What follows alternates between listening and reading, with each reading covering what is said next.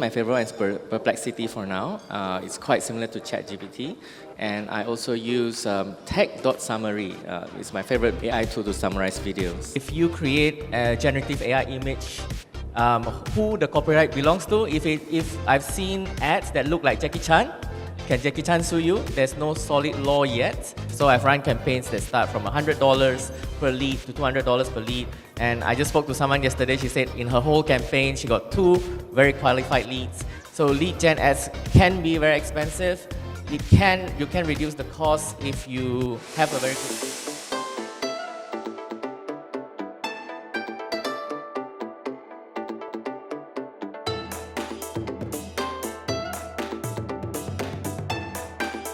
Welcome listeners, I am actually at DMCKL 2024. The episode you're going to watch is actually a panel discussion on content and AI marketing, and I'm on the panel with Christy Ng and Deep Rashidas, moderated by Elizabeth Taylor, who is the chairperson. So stay tuned to the episode where we discuss AI and content marketing. So we're talking about AI and content innovation. So I'm going to ask you all the same question to start off with. So how are you using AI to create content within your business? Bob, I'll start with you. I use a lot of generative AI. I use a lot of AI to summarize videos because I do a lot of podcasting, a lot of preparation. And I use AI for some writing as well. And it's a great tool. Yeah. And can you share with the audience which specific tools you use to do those 3 things? I use Perplexity. My favorite one is Perplexity for now. It's quite similar to ChatGPT. And I also use tech.summary. It's my favorite AI tool to summarize videos. So that, we mentioned this yesterday as well, great tool there if you're trying to generate text and be a thought leader. You can use AI to summarize and break down larger videos and articles to share that with your audience. Yeah? Yep. Okay. Dipashri, over to you.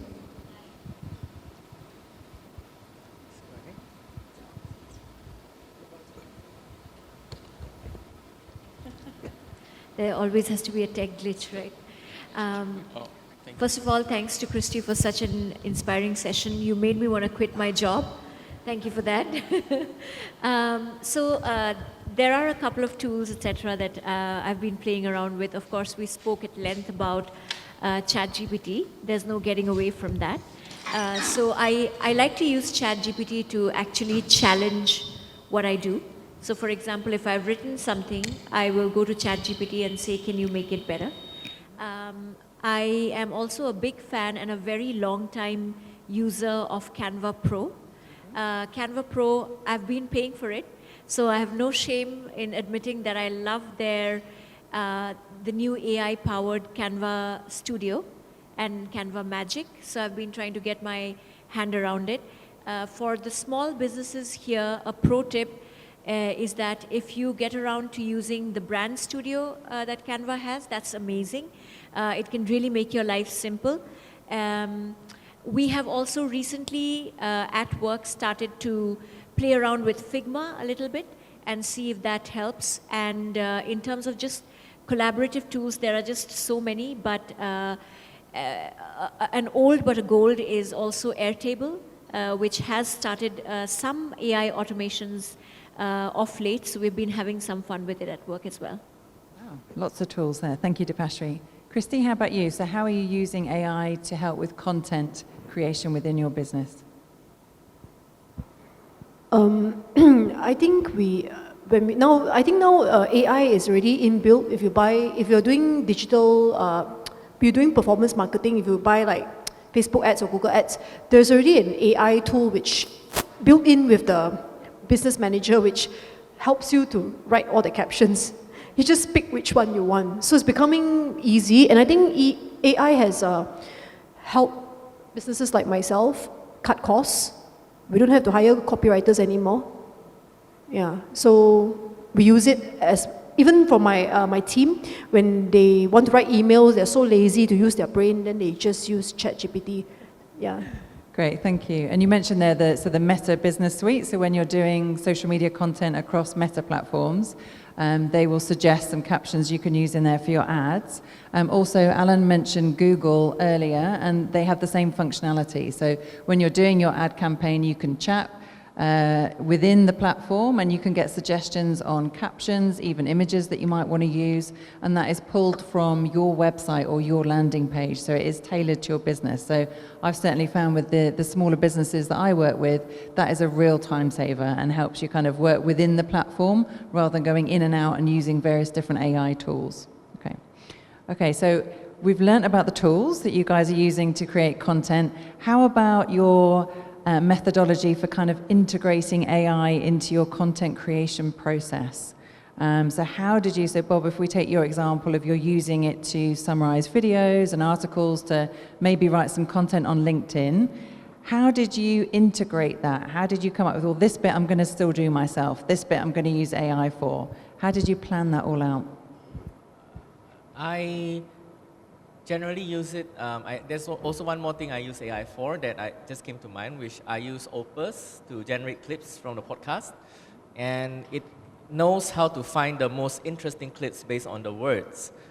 So when it comes to AI, I try to use it to make decisions, and that would normally take 2 or 3 people to make, like writing or generating clips. That will take a lot of time. Summarizing videos, if you watch the video and transcribe it yourself, will take a lot of time. But when it comes to writing, I would generally put in my own input. And in the end of the day, when it comes to any sort of AI, you need to be the person writing the prompt and the person judging and editing the AI written stuff. There's a lot of hallucination, there's a lot of things. My take is, you are still the pilot and AI is like the plane. So you still, even without a writer, I mean, interesting to know, without a writer, how do you do it? Without a writer, you still need someone to drive the plane, to steer the plane. Right? I like that analogy. That's very good.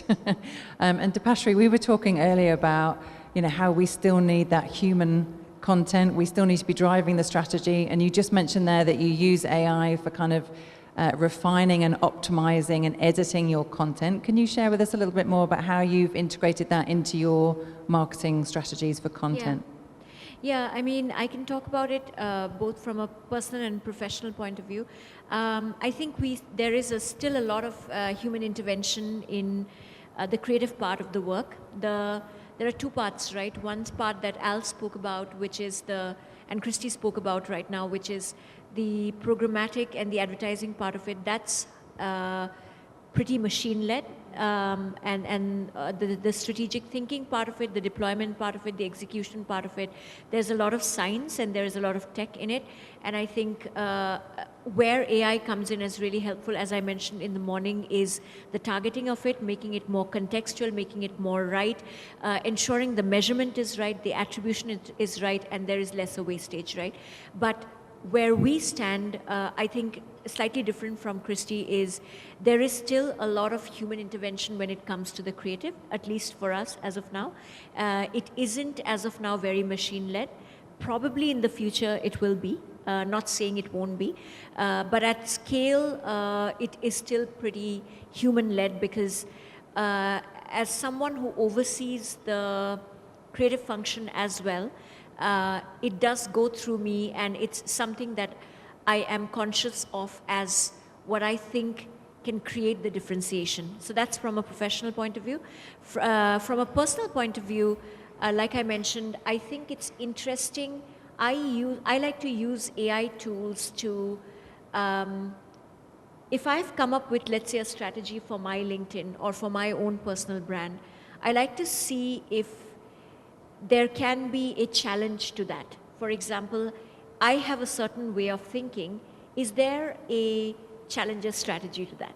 So I enjoy when, I enjoy it either ways. I enjoy if ChatGPT completely rubbishes my strategy and says, oh, this is crap, like, you know, it doesn't say it's crap, it's very polite. I have actually asked it if it's crap. It's very politely said, I can suggest something better.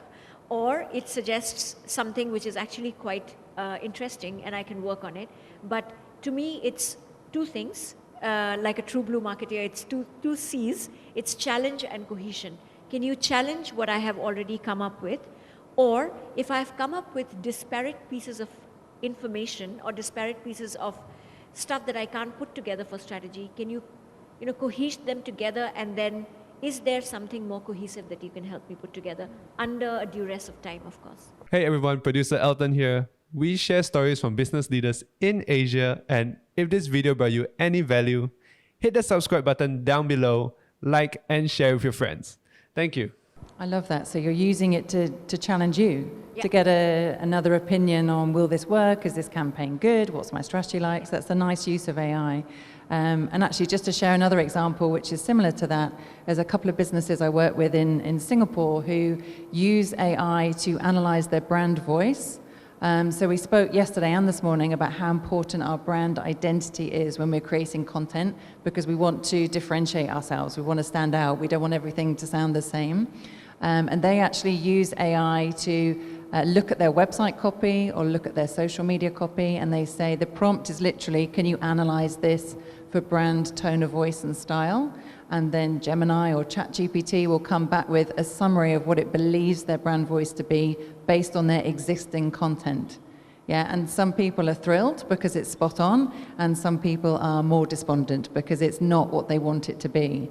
And then we go back to, okay, well, I've been challenged on this now, so how do I get my content to align with what we want our brand voice to be? So it's almost kind of like reverse engineering, and then using AI to then elevate your content to get it in the style that you want to present your brand in. So I think that's a nice use of AI, as you say, to kind of refine and challenge. Thank you. Christy, how about your campaigns that you're running at the moment? Have you found that there's any challenges or limitations to using AI specifically for creating content?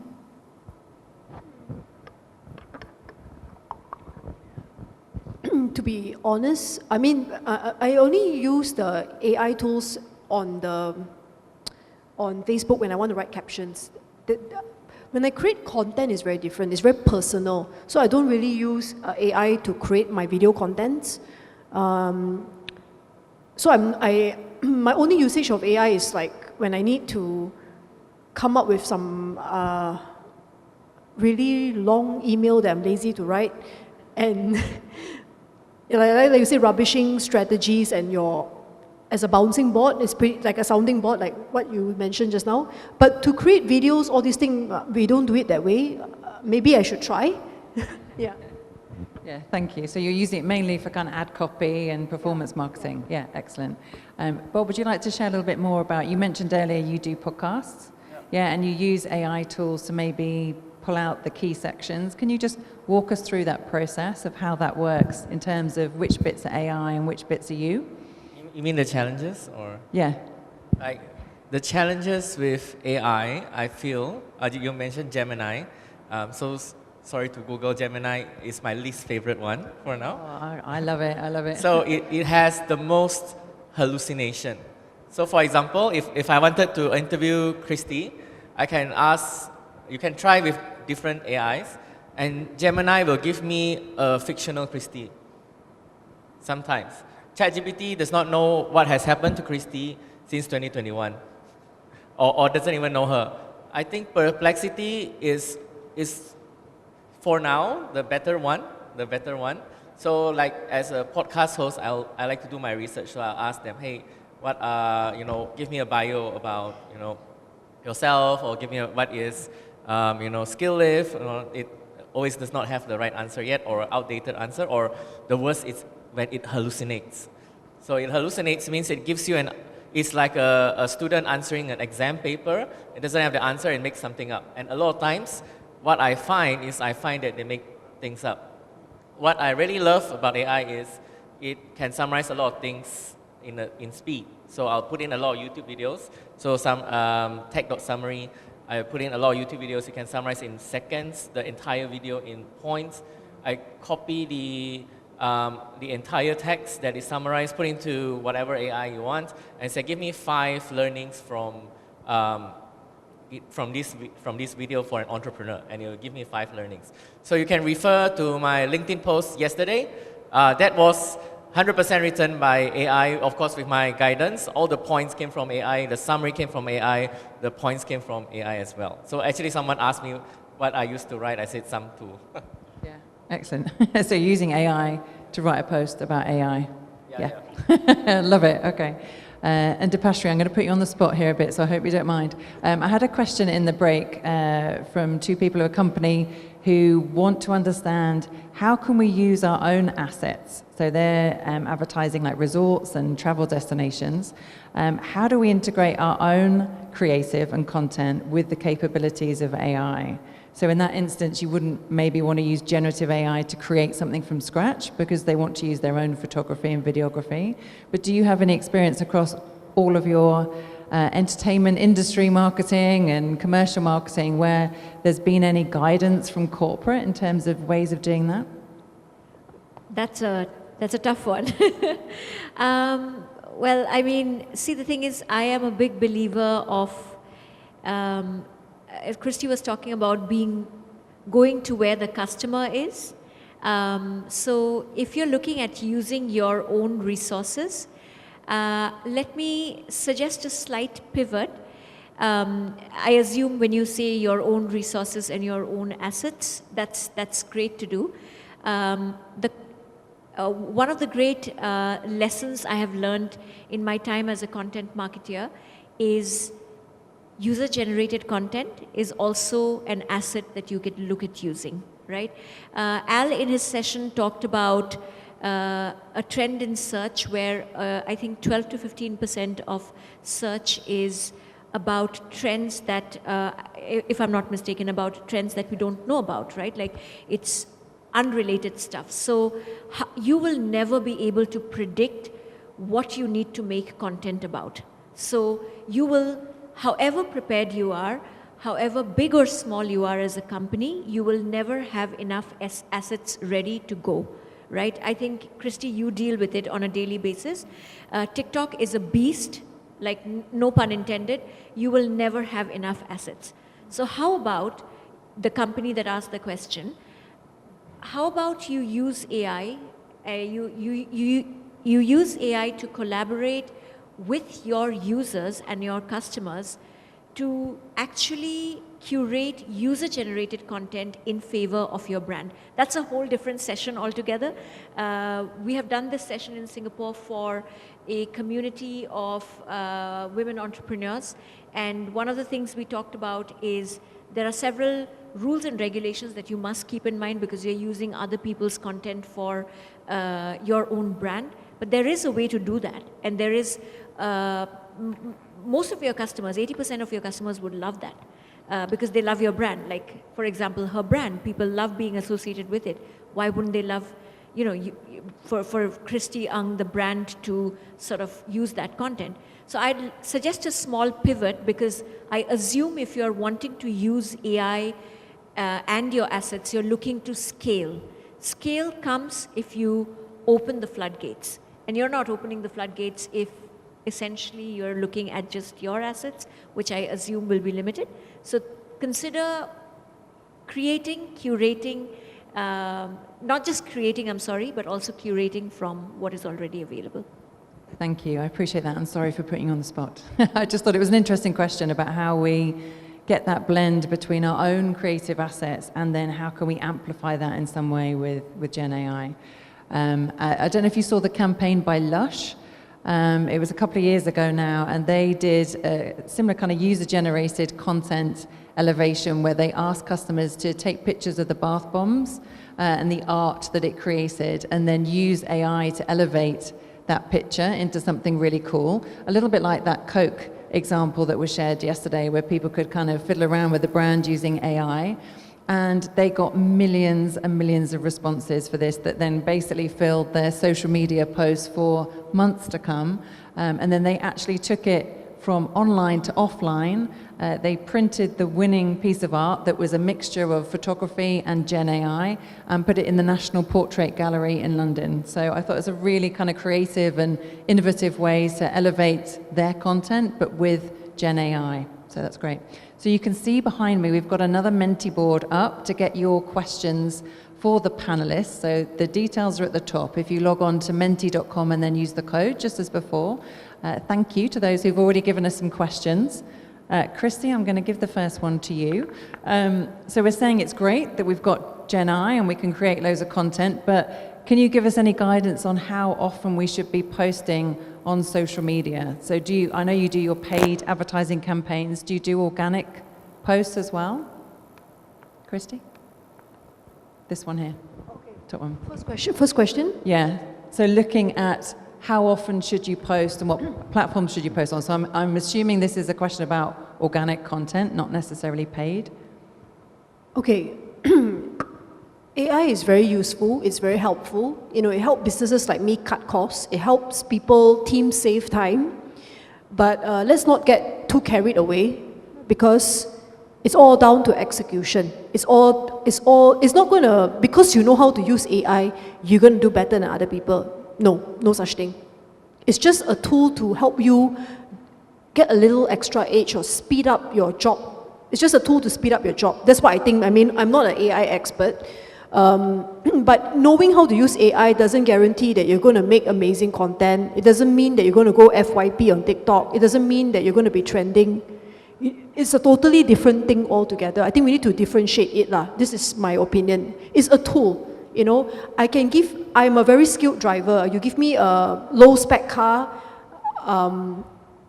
I can still drive fast because I have the skill. So AI is like a tool, like a very strong sports car. If you don't know how to use it, you won't get very far. So the question is, how often should you post? What platform should you post? Okay, I think the most important thing is you need to know what is storytelling. If you want to sell a product, like I want to sell my shoes to you, I cannot just post my shoe there and say, buy my shoe. My shoe is great. No one cares. You understand or not? You must ask yourself, why do people care? Why do people want to buy your product? Why do people want to buy my shoe? Because they could not find wedding shoes. Why do people want to buy my bags? Because the quality is amazing, the price is good, they look good in it. There must be a why, and there must be a story. That's why a lot of people fail in content creation. They don't have many followers on social media because they're just posting dry, boring stuff that nobody wants to watch and care about. If your content is not inspiring, it's not educational, it doesn't uplift, it doesn't add value to your viewers, no one's going to watch it. And whatever AI tool you use, not going to help you. So you must remember that, you know. So you need to have some framing in your head. Then only you can give correct instructions to AI to come up with a more meaningful strategy. So you use AI to sharpen your content idea. It's not to, you can ask it to generate ideas, but you need to know the fundamentals of what is a good content, you know. And then what platform? Okay, you need 3, which I think it's Facebook. Okay, for people my parents' generation, they're all on Facebook. Okay, people my parents' generation all on Facebook. You need Instagram. People my generation all on Instagram. And you need TikTok because all my employees, all the younger ones, right, they're all on TikTok. The 13-year-old, the 15 years old, they are all on TikTok and they are your future customers. So if you're talking about 3 social media platforms, it will be these 3. You have to be active on all because depends on who you're targeting. Like us, we target everyone, but we mainly focus on TikTok and Instagram. How often should you post? I would say for us now, my team, they post almost every day, one time. If we have a big launch, then we will post multiple times in a day. So it's really up to your, it depends on the resources that you have. Because all this posting, right, people thought very easy, actually no, a lot of work. Every post, there's so much work put into every single post to create the photograph or the image or the video content. There's a lot of work. So it's depend on your resources. So if your company, your boss wants, your management direction is to be active on social media, you need at least 4 or 5 people in the team to create the content. It's very difficult. I mean, not difficult, it's difficult if you don't have manpower. Like even for us, I have about maybe, my TikTok team, right, we have like 13 people, you know, it's still not enough to do all the things that we want to do. So you need resources. Limit to 3 platforms. Yeah, these 3, how often, depending on resource, at least once a day. Remember, out of sight is out of mind. Yeah, I hope I answered the question. That's good. Thank you, Christy. And Bob, did you want to add on to that? Oh, I want to add a point on Gen AI, because when it comes to generative AI, text is fine, but there's a lot of brands in Malaysia and also globally that use generative AI images. All right, so that is where there's a controversy coming, and there's a storm coming. So if you like, let's say user-generated content, yes, that's debatable whether you have the copyright to it when you use Gen AI to, to remix it and things like that. So there are generative AI images that get attacked by designers and brand people, and there is still no solid laws to say if you create a generative AI image, who the copyright belongs to. If I've seen ads that look like Jackie Chan, can Jackie Chan sue you? There's no solid law yet as in this part of this world. So it is still, if you're using generative AI for images, still be a bit wary about it and play around with it and don't be too specific. Yeah, no, thank you for bringing that up. So we were actually chatting about this in the break as well. So you've probably seen that there are some platforms that are now introducing guidance that when you've created an image with Gen AI, you need to stipulate that you've done that. So Instagram have already implemented that. LinkedIn have now got something as well. So it's not to say that it's good or bad. It's just to be transparent with our customers that yes, we have generated this with AI. It's not a real image, and we need to declare that. So it seems to be at the moment driven by platforms rather than any other sort of regulatory body at the moment. Okay. Can I just add, I think to Christy's point, back at Unilever, we used to have this one line which would determine what you should post. Why would people care and why would people share? Right? So I think that's a good reminder. At Netflix, I used to say this to my teams. Don't post an ad, post a story. Right? Like nobody has time for your ads. I mean, apologies, Al. Everybody has. Ad has its own place, but on organic social, you're posting a story. Right, that's the second. The third, if you're thinking about your schedule, always keep the customer in mind, and there is, without boring you to death, there is the need for which I'm sure, as Christy was talking about, her team has something called the content marketing calendar, i.e. also that translates to the social marketing calendar. Instead of being haphazard about it, you have to have a well-defined social media calendar. That does not mean, however, that when you have a big launch or a new store opening or let's say the unveiling of a new real estate development, you don't go off that calendar. You can absolutely do that. That calendar is a guideline so that on days when there are lesser resources, you don't go off that grid either. The last point I'd like to add is, we talked about the first 3 platforms, which are a must-have, but I do see that there are lots of B2B companies here as well. One of them was a real estate company, I think, sometime in the morning you, I think, asked Al a question. So for companies that are B2B, a very important platform, Dave as well, a very important platform is actually LinkedIn. Because a lot of your decision makers and the second tier to the decision maker, i.e. the influencer to the decision maker, are actually sitting on LinkedIn and spending a lot of time on LinkedIn. So how you use LinkedIn, I'm not preaching that you should be spending your ad monies on LinkedIn. You probably should, I have done that. But how are you using LinkedIn as part of your organic content strategy if you are a B2B, heavy machinery, real estate, exports-based company, that's also consulting 100%, because your decision makers, anything to do with thought leadership has to be on LinkedIn. I'm adding a fourth. You can choose to not have, Facebook perhaps. That's a call that you'll have to take. Thank you. Thank you for giving the kind of B2B perspective there as well. Okay, and thank you guys for your questions. Moving away from social media onto search, I really like this question about the new search generative experience and the AI overview. First of all, just to kind of get a show of hands, who is aware of the recent changes with Google and the AI overview tool? Yeah, Alan, I'm glad you're raising your hand there. Excellent.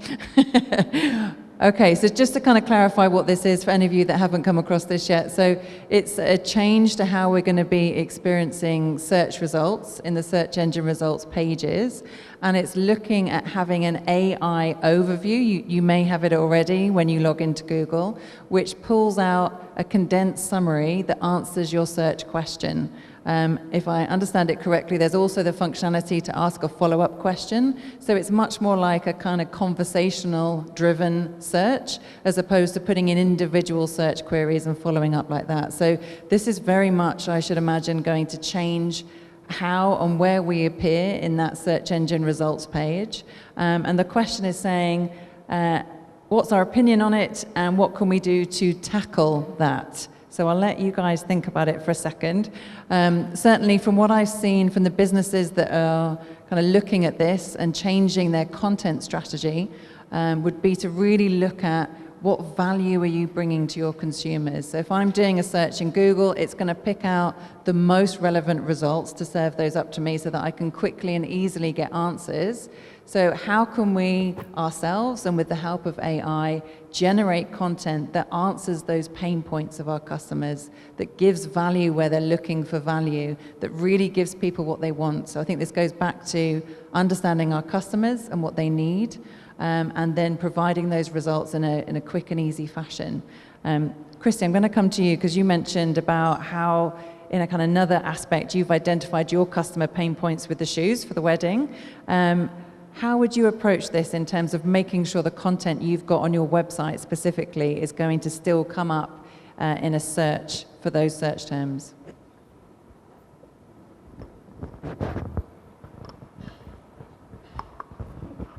The question is about search engine optimization based on the keywords of the products that I sell, correct? Yeah, and the changes that we're seeing now, where Google is going to summarize the most relevant information and put it at the top of the page. So how do we make sure we're still coming up? So you shared that example earlier where somebody searched wedding shoes and you were there above Zalora and some of the other chains. What do you do for your search engine optimization to make sure you're coming out top? I think all this, we don't need to be too technical about it. Okay, I break it down very easily for you all to understand. So Google and TikTok search, they all work about the same way. That's what I figure lah. Making it very layman for you. You will be on top if you are relevant. The more relevant you are, the more customers want you, you are on top. So you, based on the hierarchy, you know who is the most wanted based on search volume. So how I think they are doing, because the algorithm will change all the time. You cannot control. And then what people telling you the algorithm is may not even be correct. You do not know for sure unless you work in Google, then you know. Or you in that, you do not know for sure. So I think the best way to maintain on top of the search is always being relevant to your customer. A lot of good reviews, a lot of people trying the product, people having good experience, the virality of your brand, how often is it talked about, that will get you on top of the search on Google, on TikTok, on Discovery, on Instagram, everywhere. So I think if you ask me what am I doing to make sure I stay on top of the search, all you need to do is give your customer the best product, the best service, and then you will be on top of the search. All the other technical things, I don't even know whether they are real or not, what people are telling us. You get what I mean? You do not know if this is what they tell you. Are they the ones that write the algorithm? No. When do they know when is the next change? They do not know. They are just talking with no real substance. We do not really know when. Yeah. Thank you. So I think being relevant, giving your customers what they need, making sure you're answering their questions, but obviously on the back of that, you're saying you need to have the right product or service in the first place. Yeah, absolutely. Dipashri, did you want to add in? To answer this question, right, I'll take you guys back to what is the very core definition of content marketing. Back to the basics. Content marketing is the creation of consistent, relevant, valuable content that drives a profitable result. Let's revisit the three words in there. Consistent, relevant, valuable. That's all you got to do. The algos become smarter thanks to AI, and it's only going to become smarter and smarter and smarter. All you got to do is ensure that your content also becomes smarter. You write better, more relevant, more on the point, top of the game content that is valuable to obviously to your brand, but to your customer first, right? That is relevant. If it's irrelevant, the search engines are not going to rank it. We know that, the search engines know that. And the most important, is it consistently refreshed?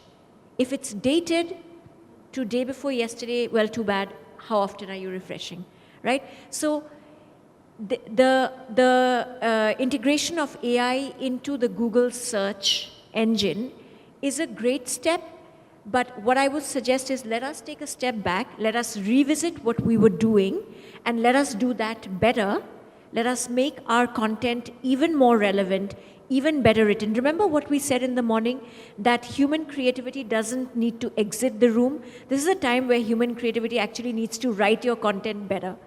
This is where your market research teams need to come and give you better insights about your customer so that you write better content on your websites, so that the search engines don't de-rank you, so that Christy Ng as a brand continues to rank on the first page. That is possibly, and we have Al in the room to correct or demystify that, that is probably the secret sauce. That is what happens every time the algo changes. Now you're fighting against artificial intelligence, tomorrow you'll fight against something else. Thank you, and I completely agree. I think we've almost gone back to basics, right, with content marketing. It's never been more important to really think about our customers, what they want, how we can communicate with them, and how we can do that in the most effective manner.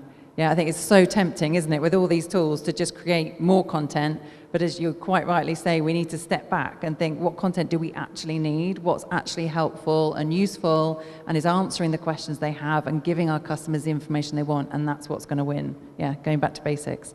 Okay. I would like to add to that. Oh, yeah, go. So a more practical answer when it comes to AI. So if you use Gemini or if you use Bing AI, what happens is when you do a search, so more people will be searching on AI now instead of asking Google, like, what's the best wedding shoes, whatever. So if you try Bing AI, you try Gemini, what you will see, you try Perplexity as well, what you will see are references. You see on the right side, we're giving you this answer. These are the references, these are the sources, these are the sites. So if you want to be AI proof, that means when you want to come up with ChatGPT or any other future AI in the future, make sure that you have PR. Make sure that you are referenced in other websites or other news portals, because AI, in the end of the day, besides your website, will have sources, will have references. So this will become even more important in the future. Good tip, thank you. If we could just move the screen up a bit, Diana, so I can see some of these questions. Bob, we've got one specifically for you. Oh, that's enough. So we've got, what's your advice for a B2C company with a business development department that needs to run lead gen ads on LinkedIn? Do you have experience with that? I need a bit of context actually for the B2C company.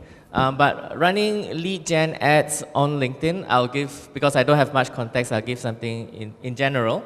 So on LinkedIn, I think you mentioned that LinkedIn ads can be expensive. Especially when it comes to lead gen ads, can be even more expensive. So I've run campaigns that start from $100 per lead to $200 per lead. And I just spoke to someone yesterday, she said in her whole campaign, she got 2 very qualified leads. So lead gen ads can be very expensive. You can reduce the cost if you have a very good brand. For example, your Petronas or whatever brand it is, you can reduce the cost. So running lead gen ads, I would say the current one, we run a lot of document ads. They are not, I think LinkedIn is still not a great place for, I would say, direct marketing. Like for someone to just sign up to buy something, no. It is a very slow place. You do a lead gen ad to collect their email and slowly nurture them. I've collected phone numbers from LinkedIn lead gen ads.